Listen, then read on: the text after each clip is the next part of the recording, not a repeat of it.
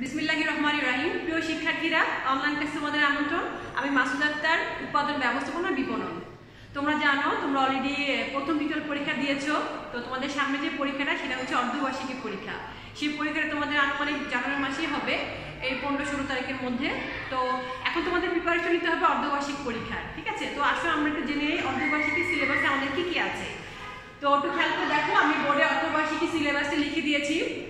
4টা অধ্যায় আছে তোমাদের, 1 অধ্যায়, 2 অধ্যায়, 3 অধ্যায় আর 5 অধ্যায়, ঠিক আছে? তো অলরেডি তোমরা এই 2টা অধ্যায় পড়ে ফেলেছো। সেটা কি? প্রথম টিউটোরিয়ালে, ঠিক আছে? তোমরা প্রথম টিউটোরিয়ালে অর্ধেক 2টা অধ্যায় পড়ে ফেলেছো। তার মানে কিন্তু তোমরা চিন্তা করো, আল্লাহ জানুয়ারি মাসে আমাদের অর্ধবার্ষিকী পরীক্ষা, তো সে টেনশনটা এত বেশি টেনশন করার কিছু না, যেহেতু তোমাদের অলরেডি 2টা অধ্যায় পড়া হয়ে গেছে। তো আমরা এখন পড়বো লাস্ট 2টা অধ্যায়, তৃতীয় আর পঞ্চম, ঠিক আছে? তো তোমাদের অর্ধবার্ষিক পরীক্ষার প্রিপারেশনের জন্য জাস্ট এই 2টা অধ্যায় পড়লে, আগে 2টা অধ্যায় পড়াই আছে, তো তোমার কিন্তু প্রিপারেশনটা শেষ হয়ে যাবে। তো আমি আগে তোমাদেরকে এই লাস্টের 3 আর 5 অধ্যায়টা পড়াবো, তারপর যদি আমরা সময় পাই তাহলে আবার রিভাইজ দিব, ঠিক আছে? তো ইনশাআল্লাহ মেবি সময় পাবো, তো রিভাইজ দিতে আমরা পারবো। তো আশা করি তোমরা অর্ধবার্ষিক পরীক্ষার প্রিপারেশনটা ভালো করে নিবা, যেহেতু তোমাদেরকে আগে থেকে আমরা বলে রাখছি তোমাদের পরীক্ষা জানুয়ারি মাসে হবে। তো এখন থেকে তোমরা পড়াশোনা শুরু করে দিতে হবে কিন্তু, ঠিক আছে? তোমরা এখনো অনেক স্টুডেন্ট আছো যারা মাত্র এখনো কিছু স্টুডেন্ট খাতা নিচ্ছে প্রথম টিউটোরিয়াল, আবার খাতা জমা দিচ্ছ। তো তোমরা একটু খেয়াল করে দেখবা যে তোমাদের যেহেতু জানুয়ারিতে অর্ধবার্ষিকী পরীক্ষা, তো সেক্ষেত্রে কিন্তু এত লেট করলে কিন্তু হবে না। তাড়াতাড়ি তোমরা যারা এখনো খাতা জমা দেওয়া নেই, কিন্তু তাড়াতাড়ি খাতাগুলো জমা দিয়ে দাও আর অর্ধবার্ষিক পরীক্ষার জন্য প্রিপারেশন নাও, হ্যাঁ? তো আসো আমরা আজ শুরু করব অধ্যায় 3, উৎপাদনের মাত্রা, ঠিক আছে? তো আসো আমরা একটু বোর্ডে অধ্যায় উৎপাদনের মাত্রা সম্পর্কে একটু জানি আমরা, ঠিক আছে?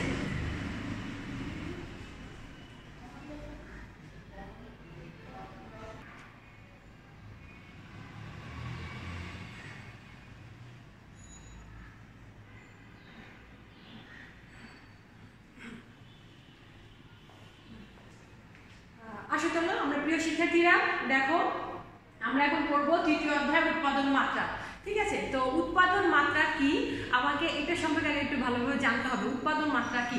আমরা অলরেডি জানি উৎপাদন কি, জানি না? অবশ্যই জানি যে উৎপাদনের যে উপকরণগুলো আছে সেই উপকরণগুলো ব্যবহার করে ভোক্তার উপযোগী পণ্য তৈরি করাটাই হচ্ছে উৎপাদন, বা এক কথা যদি আমি বলি, কোনো কিছু তৈরি বা সৃষ্টিটাই হচ্ছে কি উৎপাদন। তো এখন একজন উৎপাদনকারী তার প্রতিষ্ঠানে একটি পণ্য উৎপাদনের ক্ষেত্রে এই যে মাত্রা, এই জিনিসটা কতটুকু গুরুত্বপূর্ণ এবং কতটুকু জানার দরকার একজন উৎপাদনকারী, সেটি আমরা এই অধ্যায় থেকে জানবো, ঠিক আছে? তো উৎপাদন মাত্রাটা কি? বেসিক্যালি উৎপাদন মাত্রার সংজ্ঞাটা যদি আমি এক লাইনে তোমাদেরকে বলি, একটি উৎপাদনকারী প্রতিষ্ঠান তার প্রতিষ্ঠানে মোট যেই পরিমাণে পণ্যটা উৎপাদন করে তাকে বলা হয় উৎপাদন মাত্রা, ঠিক আছে?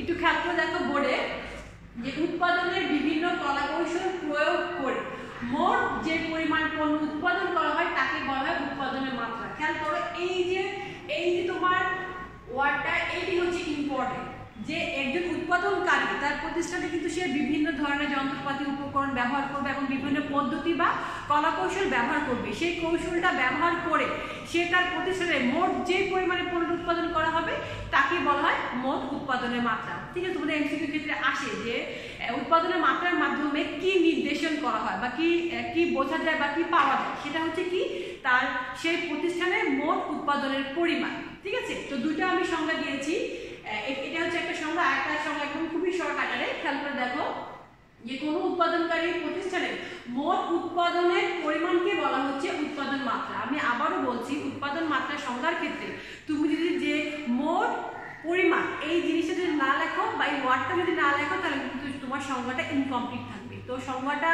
পড়ার সময় অবশ্যই মনোযোগ করে খেয়াল রাখবা যে তোমার সংজ্ঞাটায় কোন ওয়ার্ডটা বেশি ফোকাস করা হয়েছে এবং কোন ওয়ার্ডটা তোমার বেশি ইম্পর্টেন্ট। আমি তো তোমাদের অলরেডি ক্লাসে বলেই দিচ্ছি যে উৎপাদন মাত্রা সংজ্ঞা লেখার সময় অবশ্যই তুমি জিনিসটা খেয়াল রাখবে যে উৎপাদন মাত্রা বলতে বোঝানো হয়েছে একটি প্রতিষ্ঠানের মোট উৎপাদনের পরিমাণকে, অর্থাৎ একজন উৎপাদনকারী তার প্রতিষ্ঠানে মোট যে পরিমাণে পণ্য উৎপাদন করবে তাকে বলা হয় উৎপাদনের মাত্রা, ঠিক আছে? তো আমরা উৎপাদন মাত্রা সংখ্যাটা বুঝে ফেললাম। তো উৎপাদন মাত্রার আবার ধরন আছে, বিভিন্ন ধরনের উৎপাদন মাত্রা আছে। তো তোমরা দেখো, একটু খেয়াল করে বক্স আকারে লিখেছি উৎপাদন মাত্রার ধরন। বেসিক্যালি এই 4 ধরনেরই।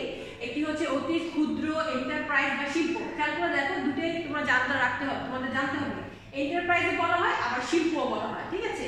তো অতি ক্ষুদ্র এন্টারপ্রাইজ বা শিল্প, ক্ষুদ্র ও মাঝারি এন্টারপ্রাইজ বা শিল্প, বৃহদায়তন এন্টারপ্রাইজ বা শিল্প, আর একটা হচ্ছে কাম্য উৎপাদন মাত্রা, ঠিক আছে।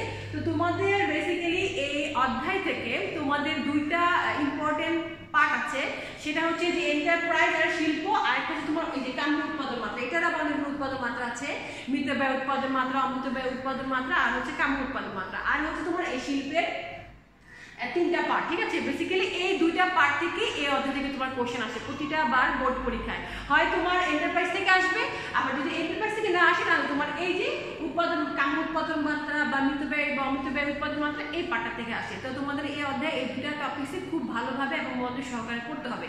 আরেকটা বিষয় হচ্ছে তোমরা এই যে এন্টারপ্রাইজ বা শিল্প, তোমরা এই পার্টটা তোমরা ক্লাস 9 থেকে কিন্তু অলরেডি পড়েছো, তোমাদের মনে আছে কিনা তোমাদের ব্যবসা উদ্যোগে যে ক্ষুদ্র শিল্প, কুটির শিল্প, ক্ষুদ্র শিল্প, মাঝারি শিল্প, বৃহৎ শিল্প। তো বেসিক্যালি ওইটাই কিন্তু তোমরা 9-এ পড়েছো জাতীয় শিল্পনীতি 2010 সাল অনুযায়ী, বা তোমরা কলেজে পড়বা 2016 সালে জাতীয় শিল্পনীতি অনুযায়ী। তো তোমরা 10 সালটাও মনে রাখবা, যদি তোমাদের পড়ে আছে, তোমাদের অলরেডি মনে আছে। তারপরে আমরা ওটা তো জানি, বাট আমাদের লেটেস্ট যেটা জাতীয় শিল্পনীতি 2016 অনুযায়ী যে তোমার মোট শ্রমিক সংখ্যা কত, মূলধন কত, তো ওই পার্টটা আমাদেরকে এইবার শিখে নিতে হবে, ঠিক আছে। তো আসো আমি তোমাদের এই শিল্পের একটা চার্ট তোমাদেরকে বোর্ডে আমি এঁকে দিচ্ছি, তো তোমরা সেই চার্ট ফলো করে দিতে পরে ইনশাআল্লাহ তোমাদের তোমার মূলধন প্লাস বড় শ্রমিক সংখ্যা সব মনে থাকবে, ঠিক আছে। তো আসো আমি একটু বোর্ডে লিখছি, ঠিক আছে। তো তোমরা একটু খাতায় তুলে নিবা, আমি একটু সরে দাঁড়াচ্ছি যাতে তোমরা খুব ইজিলি লিখতে পারো, ঠিক আছে।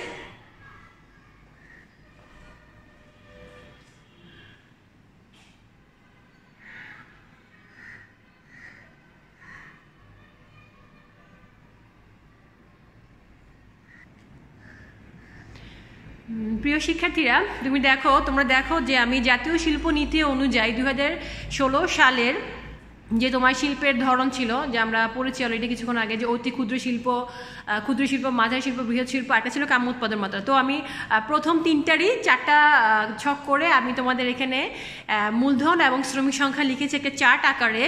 তো তোমাদের এই চার্টটাই বেসিক্যালি একদম মুখস্থ করে পড়তে হবে। এটা তোমার জ্ঞানমূলকের জন্য বলো, এমসিকিউর জন্য বলো, বা তোমার যে সৃজনশীল কোশ্চেন আসবে সেটার জন্য, ঠিক আছে। তো এটা তোমরা কীভাবে সহজে পড়তে পারবা সেটা ওয়েটে আমি তোমাদেরকে শিখিয়ে দিব, বাট কিন্তু তোমাদের কাজ হবে আগে প্রথমেই যে এই ছকটা আগে খাতায় তুলে নিবা, হ্যাঁ। তো এই জন্য আমি তোমাদেরকে একটু সময় দিচ্ছি, তোমরা অবশ্যই এই ছকটা খাতায় তুলে নিবা, নেওয়ার পর দেন লেকচারটা দেখবা, তাহলে হবে কি তোমার মেন খাতায় লেখা থাকবে এবং আমার লেকচারে তুমি শুনবা, তাহলে তোমার হবে কি পড়াটা দ্রুত মুখস্থ হবে এবং তোমার বুঝতে খুব সহজ হবে, ঠিক আছে। তো আসো আমরা একটু দেখি, ঠিক আছে। খেয়াল করে দেখো, আমি উপরে লিখে দিয়েছি 2016 সালে জাতীয় শিল্পনীতি অনুযায়ী। কত সাল? 2016 সাল, ঠিক আছে। তো এরকম এমসিকিউ আসতে পারে, জাতীয় শিল্পনীতি 2016 সাল অনুযায়ী ক্ষুদ্র শিল্পের মূলধন কত, ক্ষুদ্র শিল্পের সেবামুখী শিল্পের শ্রমিক সংখ্যা কত, এভাবে ভেঙে ভেঙে বা ভাগ ভাগ করে আসতে পারে। এর জন্য আমাদের এই ছকটা পুরোটা ছক খুব ভালোভাবে পড়তে হবে। একটু খেয়াল করে দেখো, আমি দুটা পার্ট করেছি, উৎপাদনমুখী এবং সেবামুখী, ঠিক আছে। আর ধরো আমি 4টা দিয়েছি, তোমাদের যখন আমি ছকটা লিখেছিলাম তখন দুটো একটা ছিল অতি ক্ষুদ্র মাঝারি, সেটাকে আমি ভেঙে ভেঙে আলাদা করে টোটাল 4টা হয়েছে। অতি ক্ষুদ্র শিল্প, মাঝারি শিল্প, বৃহদায়তন শিল্প, ঠিক আছে। এটাকে আমরা এন্টারপ্রাইজও বলা হয়। তো অনেক বাচ্চারা আমরা এন্টারপ্রাইজ যখন আসে যে অতি ক্ষুদ্র এন্টারপ্রাইজ, তখন সে বোঝে না এটা কি। তো এই জন্য খেয়াল রাখবো, এন্টারপ্রাইজও লেখা থাকতে পারে, শিল্পও লেখা থাকতে পারে, ঠিক আছে। তো খেয়াল করে দেখো, তোমাকে দুইটা জিনিস শিখতে হবে, এক হচ্ছে তোমার মূলধন কত, আর এক হচ্ছে তোমার শ্রমিক সংখ্যা কত। তো অতি উৎপাদনমুখী, হ্যাঁ, খেয়াল করে দেখবা কিভাবে শিখবা জিনিসটা। উৎপাদনমুখী অতি ক্ষুদ্র শিল্পর মূলধন হচ্ছে 10 লক্ষ থেকে 75 লক্ষ, ঠিক আছে। শ্রমিক সংখ্যা হচ্ছে 16 জন থেকে 30 জন বা তার কম, বা সর্বোচ্চ 30 জন। তিনটা ওয়েতে কিন্তু আসতে পারে, এক হতে পারে 30 জন বা 30 জন, আবার হতে পারে 30 জনের কম, আবার হতে পারে সর্বোচ্চ 30 জন। কেন তোমাকে তিনটা কথা বললাম এইভাবে, কারণ তোমার এমসিকিউ ক্ষেত্রে এরকম আসে, তখন তোমার কনফিউজ হয়ে যায় 30 জনের অধিক বা 30 জন বা 30 জনের কম কিনা। তো এই জন্য তিনটা ভাবে এটা আসতে পারে। তারপর হচ্ছে সেবামুখী অতি ক্ষুদ্র শিল্প। সেবামুখী, খেয়াল করে দেখো, সেবামুখী মূল্য হচ্ছে 10 লক্ষ টাকার নিচে, শ্রমিক সংখ্যা হচ্ছে সর্বোচ্চ 15 জন, ঠিক আছে, একটা জিনিস এখন একটু খেয়াল করে তোমাদের একটু ধারাবাহিকভাবে একটু দেখায়। ক্ষুদ্র শিল্প খেয়াল করে দেখো, তোমার এখানে 75 লক্ষ শেষ, ক্ষুদ্র শিল্প শুরু হয়েছে 75 লক্ষ। ঠিক আছে, 75 লক্ষ থেকে কত কোটি? 15 কোটি। আবার খেয়াল করে দেখো, ক্ষুদ্র শিল্প 15 কোটি থেকে শেষ, আবার শুরু হচ্ছে মাঝারি শিল্প 15 কোটি। অর্থাৎ একটা শিল্প যেটা শেষ হবে, পরবর্তী শিল্প শেষ দেওয়া শুরু হবে। তার মানে কি, তুমি প্রথমটা খুব ভালো করে মুখস্থ করো, তার মানে কি তোমার ধারাবাহিকভাবে তুমি সবগুলোরই ইজিলি বলতে পারবা এবং তোমার মনে থাকবে। তো যখনই তুমি পড়বা, প্রথমটা ভালো করে মুখস্থ করবে এবং খেয়াল রাখবে এটা যে একটা শেষ দিয়ে আরেকটা শিল্পের শুরু হয়। আবারও খেয়াল করে দেখো, 10 লক্ষ টাকা থেকে 75 লক্ষ, 75 লক্ষ টাকাতে শেষ অতি ক্ষুদ্র, আবার ক্ষুদ্র শিল্প শুরু হচ্ছে 75 লক্ষ টাকা থেকে। আবার শেষ হচ্ছে 15 কোটি, 15 কোটি শেষ, মাঝারি শিল্প শুরু হয়েছে আবার 15 কোটি থেকে। ঠিক আছে, আবার শেষ হচ্ছে 50 কোটি। আর সবচেয়ে সহজ শিল্প হচ্ছে বৃহদায়তন, এটা শুরু আছে শেষ নাই। ঠিক আছে, শুরু কত? এই যে 50 কোটির অধিক, অর্থাৎ 50 থেকে শুরু করে 50 কোটির যত বেশি যাবে সেই সবগুলো হচ্ছে তোমার বৃহৎ শিল্প। ঠিক আছে, সেম তোমার শ্রমিকের ক্ষেত্র, 16 জন থেকে শুরু, শেষ হচ্ছে 30 জন। আবার 30 থেকে শেষ, আবার শুরু হচ্ছে 31 জন। 31 জন থেকে শুরু, শেষ 120 জন। আবার শেষ হচ্ছে 121, শেষ 120, শুরু হচ্ছে আবার 121 থেকে। সর্বোচ্চ হচ্ছে 300 জন। আবার শ্রমিকের বৃহদায়তন শিল্পের ক্ষেত্রে হচ্ছে 30 জনের অধিক। ঠিক আছে, সেম তোমার সেবমুখী শিল্প ক্ষেত্র। খেয়াল করে দেখো, 10 লক্ষর নিচে, জাস্ট প্রথমটা খুব ভালো করে মুখস্থ করবা, 10 লক্ষ টাকার নিচে সর্বোচ্চ হচ্ছে 15 জন। আমি সাইড করে তোমাদের দেখাচ্ছি, 15 জন। দেখো, 10 লক্ষ থেকে শেষ, শুরু হচ্ছে আবার 10 লক্ষ। 10 লক্ষ থেকে কি? 2 কোটি। 2 কোটি থেকে শেষ, আবার শুরু 2 কোটি। 2 কোটি থেকে শুরু থেকে 30 কোটি, আবার 30 কোটি থেকে শুরু, 30 কোটির অধিক এবং 120 জনের অধিক। তোমাদের মেইন যে ট্রিক্সটা সেটা হচ্ছে প্রথমটা খুব ভালো করে মুখস্থ করবা, একটা শেষ আর একটা দিয়ে শুরু। সেম তোমার মূলধনের ক্ষেত্রে সেটা হবে এবং শ্রমিকের ক্ষেত্রেও সেটা হবে। তো এই জন্য তোমাদেরকে বারবার বলছি যে তোমরা অবশ্যই এটা ভিডিওটা দেখে আগে খাতায় তুলবা, আমি স্ক্রিন পিকচারও দিয়ে দেবো, খাতায় তুলবা, তোলার পর এটা ভালোভাবে মুখস্থ করবা। একটা পার্ট যদি ভালো করে শিখতে পারো, দুইটা পার্ট শ্রমিক সংখ্যা প্লাস এই দুইটা পার্ট উৎপাদনমুখী এবং সেবামুখী, দুইটা পার্ট যদি ভালো করে শিখতে পারো, তাহলে পরবর্তীগুলো তোমার এমনি খুব সহজে খুব মনে থাকবে। ঠিক আছে, তো আরেকটা কথা আবারও বলছি তোমাদেরকে, এই সবটা যদি তুমি মুখস্থ করতে না পারো, তাহলে তুমি এই অধ্যায় থেকে যদি এই শিল্প রিলেটেড কোনো কোশ্চেন আসে, তুমি কিন্তু কখনো আনসার করতে পারবে না। একটা উদাহরণ দিয়ে তোমাদেরকে বুঝে কেমন ধরনের কোশ্চেনটা আসে। ধরো লেখা থাকলো যে মিস্টার আমিন, তার একটি গার্মেন্টস কোম্পানি আছে, সে গার্মেন্টসে তার ধরো তার সেই গার্মেন্টস তার 70 লক্ষ টাকা লেগেছে সেটা তৈরি করতে, এবং তার শ্রমিক সংখ্যা আছে তোমার ধরো 40 জন। ঠিক, সরি 40 না, ধরো 25 জন আছে। ঠিক আছে, তাহলে উদ্দীপক আলোচনার পরিপ্রেক্ষিতে শিল্পটি কোন ধরনের শিল্প? তো খেয়াল করবা, তোমার শিল্প কিন্তু বেসিক্যালি দুইটা, একটা হচ্ছে উৎপাদনমুখী আর একটা হচ্ছে সেবামুখী। ঠিক আছে, যেহেতু এটা গার্মেন্টস কোম্পানি, তাই এটা অবশ্যই হবে উৎপাদনমুখী, এটা সেবামুখী না। তো এখানে মূলধন কত বলেছে? তোমার 70 লক্ষ। তার মানে হচ্ছে, আবার তোমার শ্রমিক কত বলেছে? তোমার 25। তার মানে দেখো, তোমার 70 লক্ষ বলতে এটার মধ্যে আছে, এবং 25 বলতে এটার মধ্যে আছে। তার মানে এটা হবে অতি ক্ষুদ্র শিল্প। ঠিক আছে, তো এর জন্য তোমাকে অবশ্যই তোমাকে আগে খেয়াল রাখতে হবে যে এটা মানে এই বক্সটাকে ভালো করে মুখস্থ করতে হবে, মূলধন প্লাস শ্রমিক, তাহলে তুমি কিন্তু কোশ্চেন আনসার দিতে পারবে, নাহলে কিন্তু পারবা না। ঠিক আছে, আর যে বেসিক্যালি গার্মেন্টস শিল্প তোমার মাঝারি বা বৃহৎ হয়, মাঝারি হয়, বৃহৎ হয়। হ্যাঁ, জাস্ট আমি তোমাকে উদাহরণ দেওয়ার জন্য বুঝাইলাম। বেসিক্যালি অতি ক্ষুদ্র শিল্পটা হয় তোমার ধরো কুটির শিল্প যেগুলো ছিল তোমার, সেই শিল্প স্টাইলগুলি হয়ে থাকে। ঠিক আছে, তো আবারও বলছি, তোমরা এই সবগুলো খুব ভালো করে শিখবা। খেয়াল করে দেখো যে এইটার শেষ এটা দিয়ে কিন্তু আবার শুরু। ঠিক আছে, আবার এইটার শেষ এটা দিয়ে শুরু, আর এটা শেষ এটা দিয়ে শুরু। আর বৃহৎ শিল্প হচ্ছে 50 কোটির অধিক, এটা কোনো লিমিটেশন নাই। সেম দেখো, এটার শেষ এটা দিয়ে আবার শুরু হচ্ছে, হ্যাঁ, আবার এটার শেষ এটা দিয়ে শুরু। জাস্ট একটা শিখলেই তোমরা পড়তে পেরে যাবে। প্লাস শ্রমিক সংখ্যা সেম একই ধরনের। তো এটার সংজ্ঞাগুলো তোমরা কিভাবে লিখবে? সংজ্ঞা একটাই বাংলা আছে, সেই বাংলা সংজ্ঞাটা একবার শিখলেই জাস্ট প্রত্যেকটা পাটে তুমি মূলধন আর শ্রমিক সংখ্যাটা ঢুকাই ফেলবে, তাহলে তোমার সংজ্ঞাটা বড় হয়ে যাবে। সংজ্ঞাটা হচ্ছে এরকম যে তুমি সংজ্ঞা লিখতে চাও যে উৎপাদনমুখী ক্ষুদ্র শিল্পের সংজ্ঞাটা কি? তো উৎপাদনমুখী ক্ষুদ্র শিল্পের সংজ্ঞাটা হবে একটি প্রতিষ্ঠানের ভূমি এবং সেই কারখানা ভবন ছাড়া, ভূমি বলতে তার জমিটা, যে মাটিটা, সেই ভূমি এবং কারখানা ভবন ছাড়া, এইটা ছাড়া ওই প্রতিষ্ঠানে যে তোমার স্থায়ী সম্পদ আছে, অর্থাৎ স্থায়ী সম্পদ বলতে কি বোঝানো হয়, সেটা হচ্ছে তোমার যন্ত্রপাতি, আসবাবপত্র, সেগুলো স্থায়ী সম্পদ এবং সেই বিল্ডিংটা তৈরি করতে, অর্থাৎ প্রতিস্থাপন ব্যয়ের জন্য যে মূলধন এবং শ্রমিক সংখ্যা লেগেছে সেটাই তোমার হচ্ছে সেটা হতে পারে তোমার অতি ক্ষুদ্র বা মাঝারি বা বৃহৎ। ঠিক আছে, আমি আবারও বলছি, সংখ্যাটা একটু খেয়াল করে দেখো।